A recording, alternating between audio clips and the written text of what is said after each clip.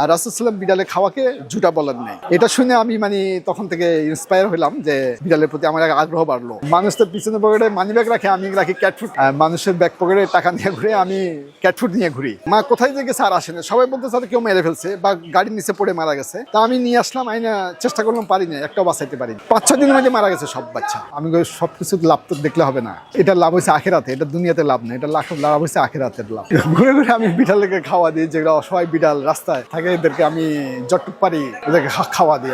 আমি বিড়াল খাওয়াইতেছি 1.5-2 বছর। আমার সামনে যেটাই পড়ে ওটাকে আমি খাওয়া। কিছু পার্মানেন্ট আছে যাদেরকে আমি 3 বেলা 2 বেলা 1 বেলা খাওয়া দিই। একটা বিড়াল অসহায় অবস্থায় আমার কাছে আসছে বা আমার কাছে সাহায্য চাচ্ছে, আমি ট্রিটমেন্ট করতে করতে ওর প্রতি আমার একটা মায়া জন্ম। পিছনে 2 পা ক্ষতিগ্রস্ত ছিল, বাসার থেকে বাইরে এসে অফিসে আসবো, আমার সামনে এসে চিল্লাচিল্লি করতেছে, ডাকতেছে, ম্যাও ম্যাও করে ডাকতেছে। তো আমার দেখে ওর মায়া হলো। পাশে ন্যাশনাল ব্যাংক ছিল, ওই ব্যাংকে নিয়ে আমি ওকে রাখলাম। রাখার পরে আমি ব্যাংকের লোককে বললাম কি একে রাখেন, আমি ওকে খাওয়া দিব। 3-4 দিন খাওয়া দেওয়ার পরে দেখছি ওর কোনো উন্নতি হচ্ছে না। ক্লিনিক আছে, ওখানে আমি ট্রিটমেন্ট করাই ওকে। ট্রিটমেন্ট করানোর পরে ও সুস্থ হয়ে গেছে, পুরোপুরি সুস্থ। এরপরে ও আমার সাথেই আছে এখন পর্যন্ত, প্রায় 1.5-2 বছর হয়ে গেছে। ন্যাশনাল ব্যাংকের পাশেই, ওখানে রাস্তার উপরেও থাকে, ও আমার জন্য অপেক্ষা করে। ওয়ালটন এসি এক্সচেঞ্জ অফারে এখন যে কোনো ব্র্যান্ডের পুরাতন এসি বদলে নতুন ওয়ালটন এসিতে উপভোগ করুন 25% ছাড়। Walton air conditioner, comfort without compromise. দেখলে আমাকে দৌড়া আসে। ওর জন্য একটু সমস্যা হয় ঈদের সময় তো সবাই ছুটিতে দেশে চলে যায়, তখন যায় ওর জন্য প্রবলেম হয়।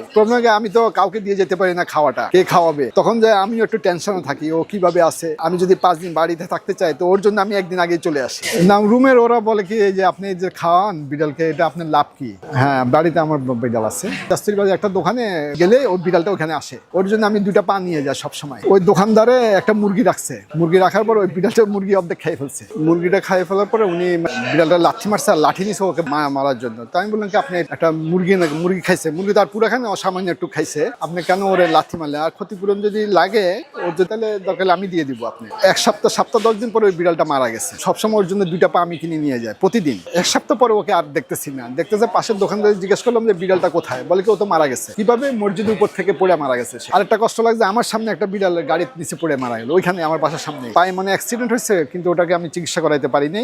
আমার পায়ে সাইতে এসেও মানে ঘষাঘষি করছে, পা ল্যাংড়ায় হাঁটতেছে ও। এটা তেস্তুরি বাজার যাচ্ছিলাম, ও আসতে আমার পায়ের সাথে ঘষাঘষি করতেছে। তো বুঝলাম আমার থেকে সাহায্য চাচ্ছে। পরের দিন অফিসে এসে ঘাটাঘাটি করতেছি, কোন প্রতিষ্ঠান মানে বিড়ালকে চিকিৎসা করায়, আমি এগুলা দেখতেছিলাম অনলাইনে। এর পরের দিন আর ওকে আর দেখিনি, কেউ বলতে পারে না সে কোথায় গেছে। মানে ওর জন্য আল্লাহর কাছে দোয়া করছি আমি, যে ওকে আল্লাহ যেন সুস্থ করে দেয়। একদিন ডেকে নিয়ে গেল আমার কলিকে, যে এরকম বাচ্চা মা মারা গেছে। তাই আমি বললাম কি ওকে কিছু করা যায় কিনা, আমি চলেন দেখি।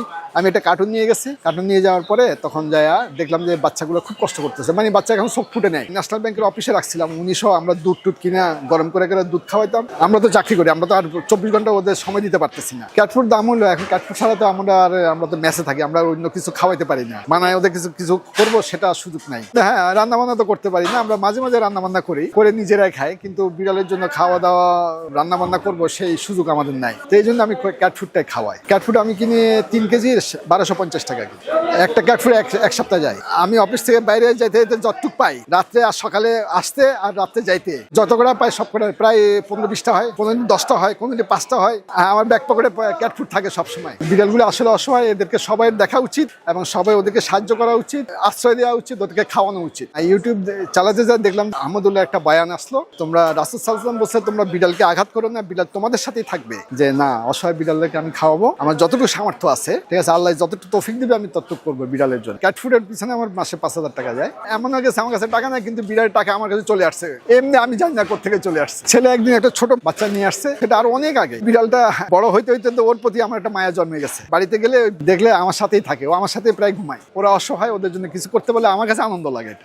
পরিকল্পনা অফিসে আমি রাস্তার মধ্যে, ওরা কিভাবে জানে আমি আসতেছে জানে, ওরা দৌড়াই চলে আসে। তো অফিসের লোকরা বলে কি ও কিভাবে বুঝলো যে আপনি আসতেছে? একটা বিড়ালকে আমি সুস্থ করতে পারছি, এটাই আমার কাছে অনেক বড় আনন্দ লাগছে। এখানে তো আমার কেউ না, গ্রামের বাড়িতে সবাই, তো বিড়ালটাই আমার পরিবার আমি মনে করি। ছেলে মেয়েদেরকে যেভাবে খাওয়াই আমি বিড়ালকে ওইভাবেই দেখি, ওইভাবেই খাওয়াই। বিড়ালটা আমার কাছে সন্তানের মতন।